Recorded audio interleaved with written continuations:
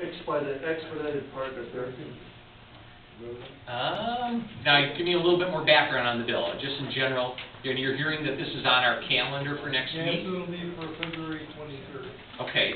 Tell me just a little bit more on the bill. It's not coming to me right away. And for some of it, it's where you don't have to have no doctors for getting medication or something. For STD. For sexually transmitted Right. diseases, you just can get that from Patient goes a... to a doctor, he can get the medicine for himself, plus he can get the medicine for whoever the partner is without the partner coming in or even Right. a background check. Yeah, that's right. Now it's coming back to me a little bit. As of today, I'm opposed to that change, and to, in the sense, that ease of taking away that physician involvement in that important decision that has to be made there, and the prescription. The other partner may be a minor Right. child. Yep, and that's a big issue that I think we need to be not allowing, in a sense, to happen with some type of parental involvement. Instead of having their partner make that decision for them, I think that the parent and the physician should be more involved in that. I didn't realize that that was on our calendar for next week. So how did you hear that it was on? VCY. What's that? VCY. They identified it as a bill that's up?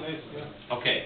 And that went to what's called the Health Committee, and they did kind of the preliminary review. I've read some background on it, and I've developed kind of some concern with it. But now what I'll have to do is, that's one of the things I get to do tomorrow on Monday is take a final look at bills that may be up this week for votes and consideration, and your concern on that is appreciated. I don't see how you guys can, when you push all these bills at you, how can anybody make a sound judgment on it? Yeah, well, that's just kind of a good starting point.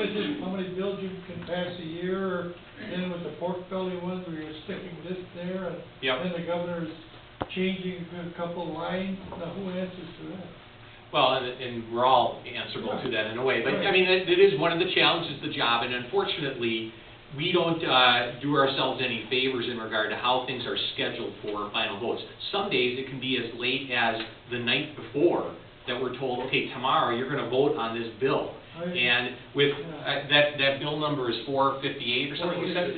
So that there's at least 463 bills that we're looking at, and I think it's close to 500 or 600 right now.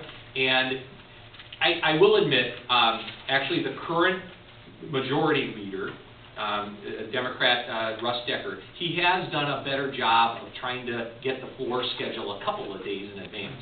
Sometimes the leaders specifically only scheduled it the night before, so that not much consideration can be given. So we've at least had a couple of days, and I'll take a final look at that bill. And again, my feeling right now and my position right now is to vote no. What the challenge is, though, is that at the end, sometimes amendments can be thrown in right at the end as well that change the bill dramatically, and that's where then I have to do my work on your behalf to try to figure out what the bill is before it actually comes up for a vote.